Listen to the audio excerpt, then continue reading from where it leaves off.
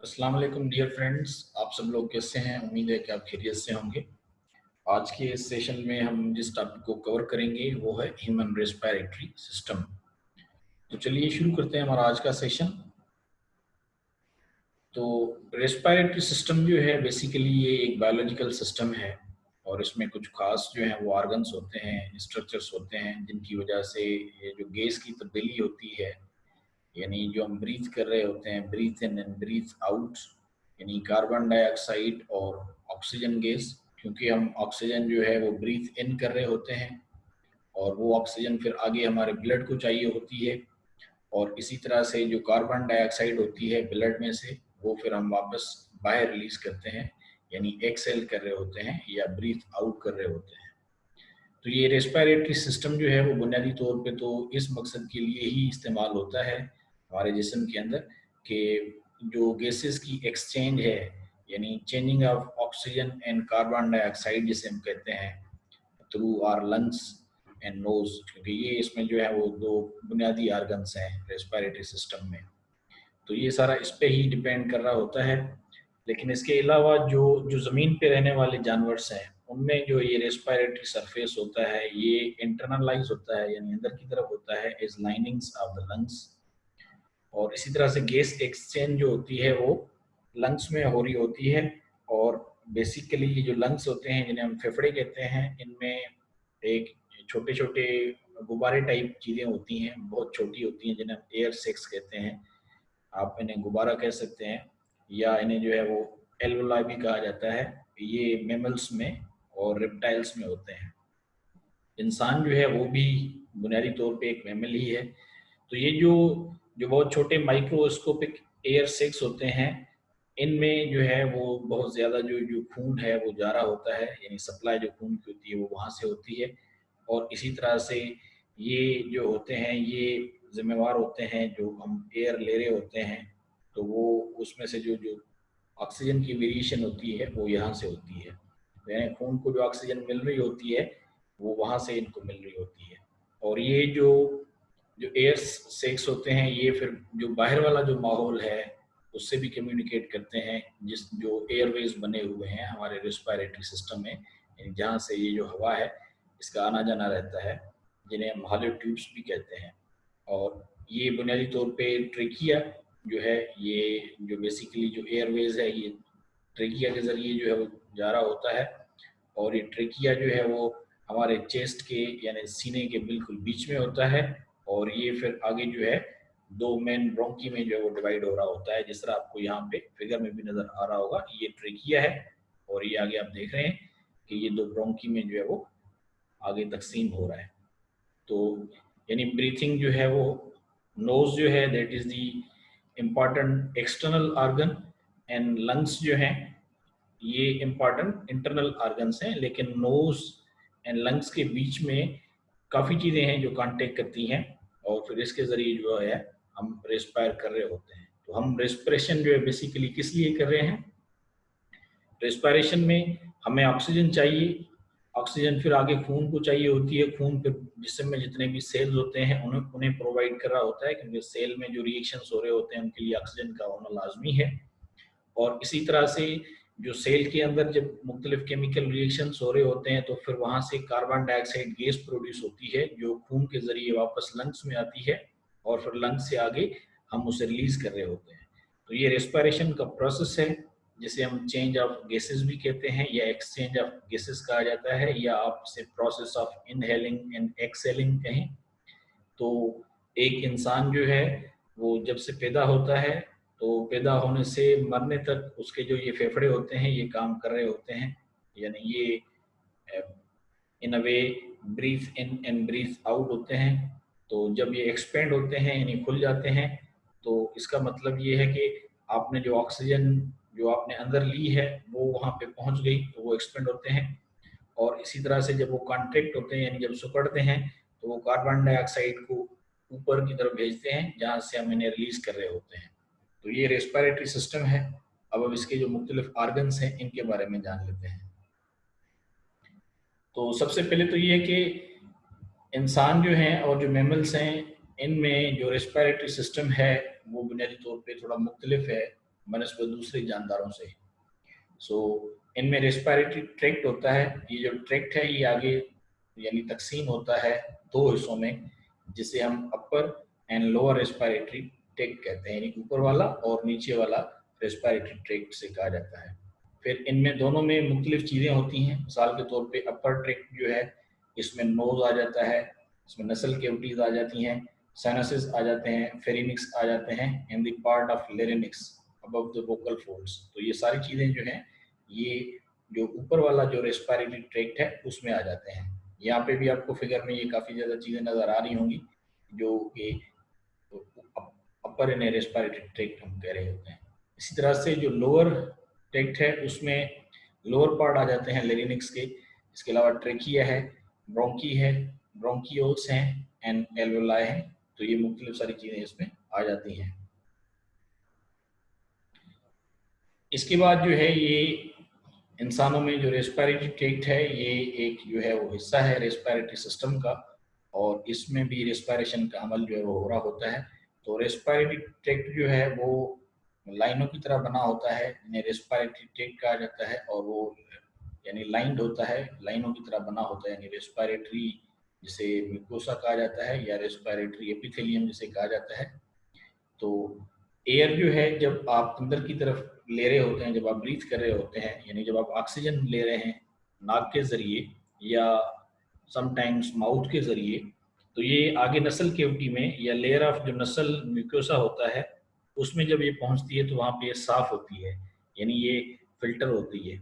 और उसमें जो जो एयर में जो पॉल्यूटेंट्स होते हैं, जो यानी हार्मफुल चीज़ें होती हैं, वो वहाँ से फिर सेपरेट हो जाती हैं या वो ट्रैप हो जाती हैं।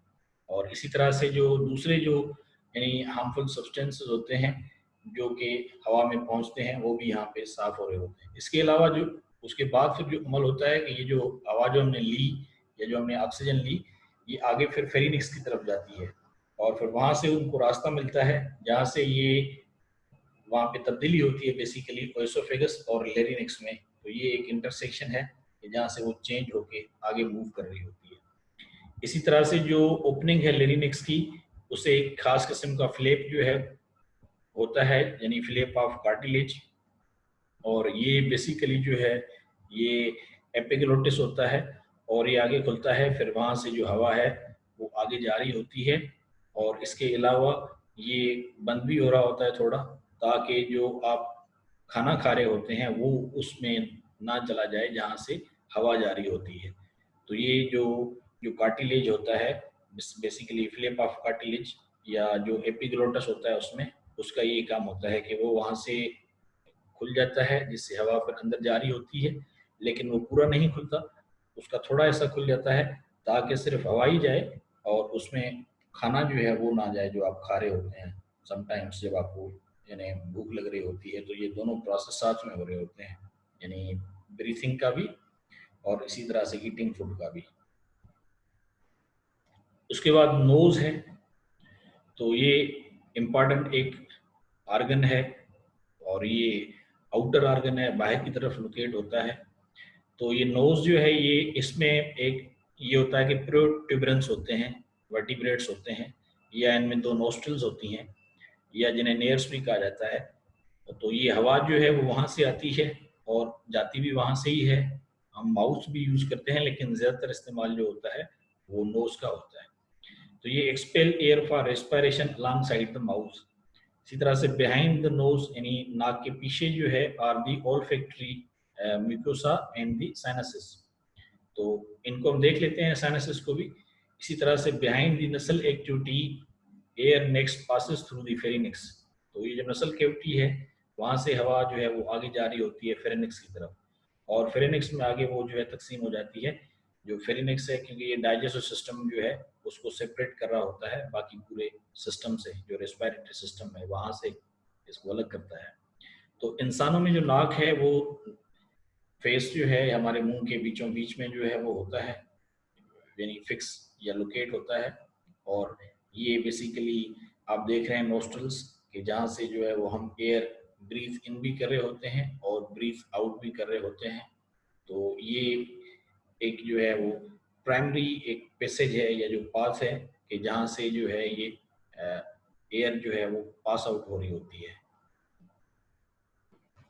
इसके बाद फिर नसल कैविटी है, ये भी एक लार्ज एयर फिल्ड स्पेस जो है होता है, और इसके यानी ये है कि the nasal cavity is a large air filled space above and behind the nose in the middle of the face। तो ये यानी बिल्कुल जो है ये फेस के मिडल में होती है, बीच में जो है वो नसल कैविटी पाई जाती है।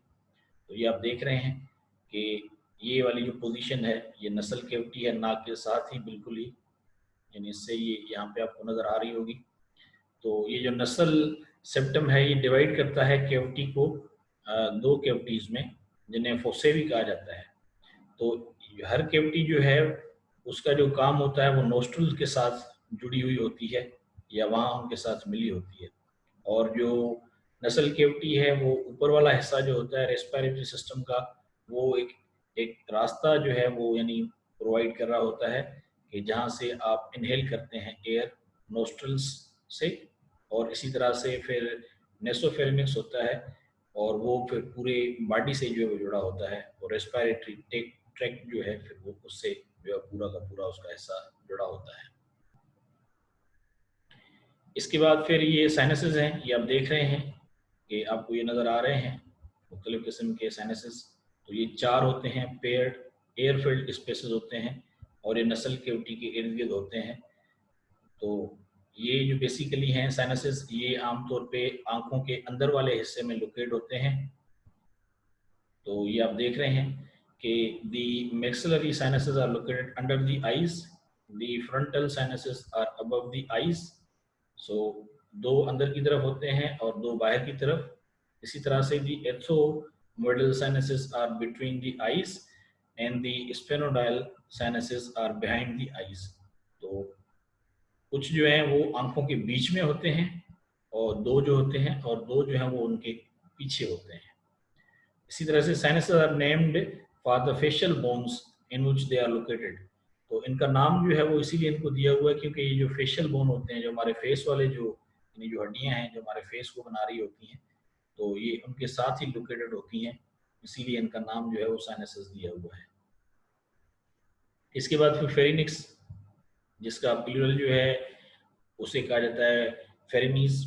ये भी एक थ्रोट का हिस्सा होता है, जो हमारे जो माउथ है और जो नसल कैविटी है उसके पीछे होता है, और ये ओसोफेगस जो है उसके ऊपर होता है, और लेरिंग्स जो है उससे भी ऊपर होता है। तो ट्यूब्स जो होते हैं वो जो जा रहे होते हैं स्टमक और लंग्स की तरफ, वो यानी फेरिनिक्स से जा रहे होते हैं। ये आपको यहाँ पे नज़र भी आ जाएगा।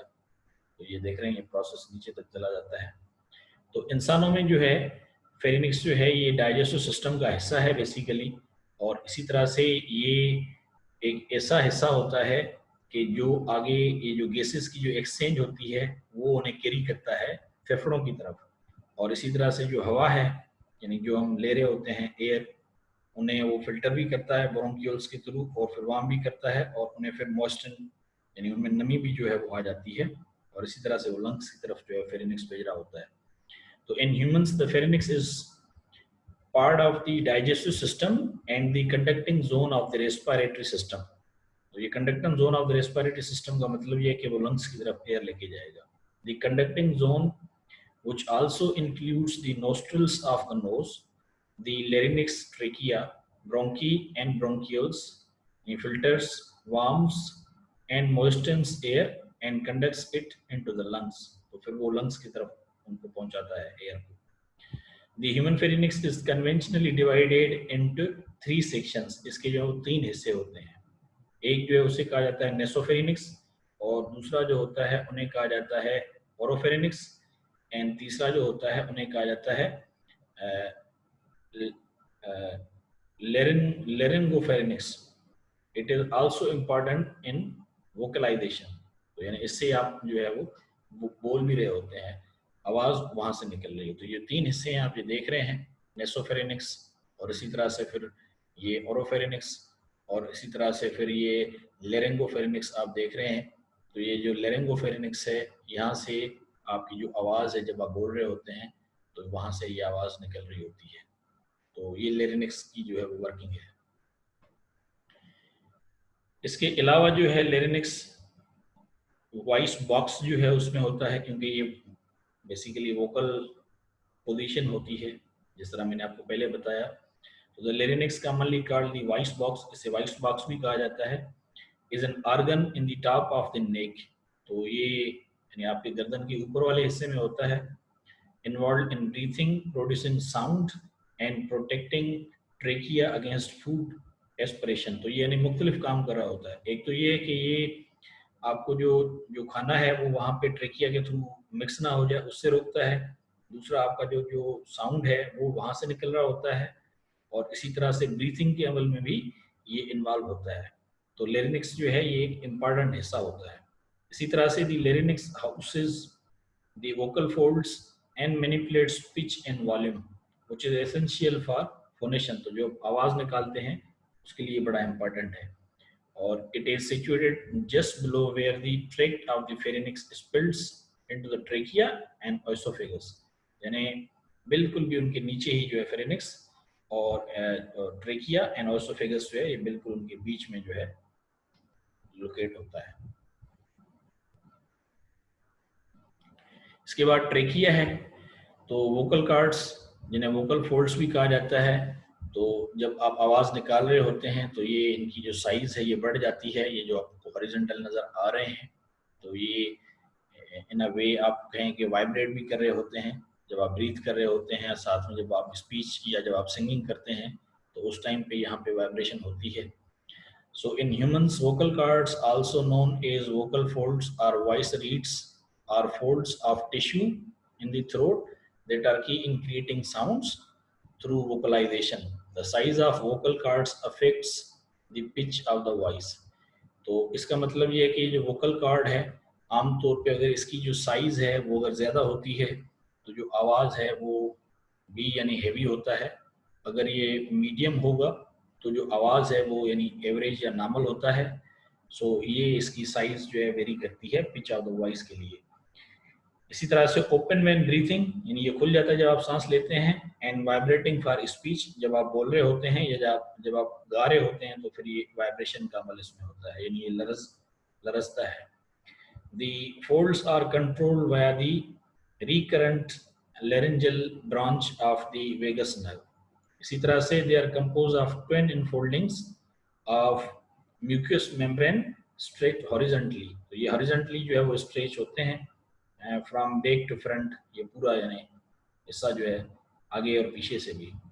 दे vibrate modulating the flow of air being expelled from the lungs during phonation. तो ये वाइब्रेट करते हैं जब आप बोल रहे होते हैं, तो जो एयर होती है जो आपके फेफड़ों से आ रही होती है, तो इसकी वजह से वो जो आवाज़ बन रही होती है फोनेशन, तो ये उसमें काफ़ी हेल्प करते हैं और वाइब्रेशन उनमें हो रही होती है। इसके बाद फिर ब्रोंकस है। तो ये एक रास्ता है कि जहाँ से एयर जो है वो जारी होती है, और रेस्पिरेटरी सिस्टम जो है ये जिसमें कि एयर जो है वो लंग्स की तरफ जारी होती है, तो वो जो ब्रोंकस है वहाँ से जो है वो होके जारी होती है। So bronchus is a passage or airway in the respiratory system that conducts air into the lungs। The first bronchi to branch from the trachea are the right main bronchus and the left main bronchus, also known as the primary bronchi। तो एक right और एक left, ये आपको यहाँ पे नजर भी आ रही होगी। लेफ्ट जो है जिसे आमतौर पे प्राइमरी ब्रोंकी भी कहा जाता है, मेन ब्रोंकी यानी। So these are the widest and enter the lungs at each hilum। तो ये यानी खुले हुए होते हैं और ये लंग्स में हाइलम की जगह से वहाँ से उससे जुड़ते हैं, और इस तरह से where where they branch into narrower secondary bronchi। फिर आगे वो छोटे छोटे ब्रोंकी में जो है जिस तरह यहाँ पे आपको नजर आ रहा है, तो इसमें तकसीम हो जाते हैं। and these branch into narrower tertiary bronchi। और फिर वो आगे और ज़्यादा छोटे हो जाते हैं जिन्हें टर्सरी जो ब्रोंकी है वो कहा जाता है। और इसी तरह से आगे ये फोर्थ ऑर्डर में, फिफ्थ ऑर्डर में और सिक्स्थ ऑर्डर में यानी ये और छोटे हो जाते हैं। सो इसी तरह से the bronchi when too narrow, जब ये बहुत ज़्यादा छोटी हो जाती है, to be supposed by cartilage are known as bronchioles, तो फिर इन्हें ब्रोंकियल्स कहा जाता है। तो ब्रोंकियल्स में जो है वो गैस की एक्सचेंज वगैरह नहीं हो रही होती, ये आपने ज़हन में रखना है। इसके बाद फिर ब्रोंकियल्स जो होते हैं, तो the bronchioles are the bronchioli are the similar branches of a bronchial airways. तो वहां से ही वो निकलते हैं जिस तरह हमने पहले जाना। In the respiratory tract they include the terminal bronchioles and finally the respiratory bronchioles that mark the start of the respiratory zone, delivering air to the gas exchanging units of the alveoli. और इसी तरह से the bronchioles no longer contain the cartilage that is found in the bronchi or glands in their submucosa. तो इनमें जो है वो bronchioles जो है वो नहीं होता, cartilage नहीं होता bronchioles में। इसके बाद फिर पल्मोनरी एल्वोलस, यानी जिन्हें एल्वोलाई कहा जाता है। सो ये बेसिकली जो है ये एक हालो कप शेप्ड कैविटी होती है और found in the lung parenchyma, वहाँ पे ये पाई जाती है, where gas exchange takes place. तो जो गैसियस की एक्सचेंज है वो वहाँ पे होती है, means carbon dioxide and oxygen की जो एक्सचेंज है वो वहाँ पे होती है। Lung alveoli are found in the acini at the beginning of respiratory zone। और इसी तरह से across the membrane oxygen is diffused into the capillaries and carbon dioxide released from the capillaries into the alveoli to be breathed out। तो यहाँ पे आप देख रहे हैं ये जो आपको ब्लू जो आपको नजर आ रही हैं ये कैपिलरीज, कार्बन डाइऑक्साइड फिर यहाँ से डिफ्यूज होगी, और ये जो आपको रेड नजर आ रही है तो फिर ऑक्सीजन जो है फिर ये वहाँ से ये कैरी होगी ब्लड में, और ये फिर ब्रीथ आउट का प्रोसेस जो है वो यहाँ से शुरू हो जाएगा। इसके बाद फिर लंग्स हैं, तो ये काफ़ी ज़्यादा चीज़ें लंग्स में होती हैं। वगैरह लंग्स जो हैं वो एक बहुत ही इम्पॉर्टेंट एंड वाइटल ऑर्गन्स होते हैं। लंग्स से रिलेटेड काफ़ी डिजीज़ भी होती हैं, और खुसूसन जो सांस की बीमारियां हैं वो लंग्स से जुड़ी होती हैं। वो मुख्तलिफ़ किस्म के डिफेक्ट्स जो हैं वो आ जाते हैं लंग्स में, जिसकी वजह से ये डिजीज़ अमूमन हो जाती हैं। और इंसान में जो लंग्स हैं वो बाकी ऑर्गन से काफ़ी देर से जो है वो बन रहे होते हैं, या यूं समझ लें कि जब एक बच्चा जो है वो जब माँ के पेट में होता है तो ये लास्ट स्टेज पे ये ऑर्गन डेवलप हो रहा होता है, यानी 9th मंथ में भी इसकी जो डेवलपमेंट जो है वो हो रही होती है लंग्स की। तो ये प्रॉपरली जो है आमतौर पे नहीं बन पा रहा होता, even at the time of birth, इसे टाइम चाहिए होता है। So the lungs are the primary organs of the respiratory system in humans and many other animals, including a few fish and some snails. In mammals, जिसमें इंसान भी आ जाते हैं, and most other vertebrates, 2 lungs are located near the backbone on either side of the heart. तो इंसानों में भी 2 ही होते हैं। So their function is the respiratory system is to extract oxygen from the atmosphere, जो यानी माहौल से ऑक्सीजन मिलती है उन्हें वो ले रहे होते हैं, and transfer it into the blood stream, और फिर आगे ये खून की नलियों में पहुंचा देते हैं जहाँ से ये ऑक्सीजन जो है वो उस खून में मिक्स हो जाती है, and release carbon dioxide from the blood stream into the atmosphere. और फिर वो जो खून की जो नलियाँ होती हैं वहाँ से कार्बन डाइऑक्साइड लेके उन्हें फिर हम रिलीज करते हैं थ्रू आवर नोज और माउथ, और ये अमल जो है वो एक्सचेंज ऑफ गैसेस कहलाता है। So in humans, the main muscle of respiration that drives breathing is the diaphragm. तो ये अहम तरीन जो हिस्सा है ब्रीथिंग का उसे डायफ्राम कहा जाता है। और the lungs also provide air flow that makes vocal sounds including human speech possible। तो यानी लंग्स जो है वो बेसिकली सिर्फ जो है वो उसमें एक्सचेंज ऑफ गैसेस नहीं होती, वो हमें एयर फ्लो भी प्रोवाइड करते हैं, जिसकी वजह से जो इंसान जो बोलता है तो वो मुमकिन होता है। यानी बोलने के लिए भी हमें एक किस्म का जो जो यूं समझ लें कि जो हमें एक ख़ास किस्म का फोर्स चाहिए या हमें प्रेशर चाहिए, वो हमें लंग से मिल रहा होता है in the form of air, और उससे फिर वोकल कार्ड में वाइब्रेशंस होती हैं, और फिर वहाँ से जो जो जो स्पीच है, जो आवाज़ निकलती है, वो पॉसिबल होती है। तो ये था हमारा आज का सेशन जो ह्यूमन रेस्पिरेशन के ऊपर था। आई होप कि आपको ह्यूमन रेस्पिरेशन को अंडरस्टैंड करने में काफ़ी आसानी होगी, और इसमें जो काफ़ी वाइटल ऑर्गन्स हैं उनके बारे में भी आपको जानकारी मिल चुकी होगी। तो बस आज के लिए यही था। अगले सेशन तक के लिए आपसे इजाज़त। बस हमेशा की तरह जाते जाते एक रिक्वेस्ट कि आपने अगर हमारा चैनल अभी तक सब्सक्राइब नहीं किया तो प्लीज़ इसे सब्सक्राइब ज़रूर कर लें, और अपने फ्रेंड्स के साथ भी शेयर कर लें, और बेल आइकन को भी प्रेस कर लें ताकि आने वाले सेशंस के लिए आपको जानकारी मिलती रहे।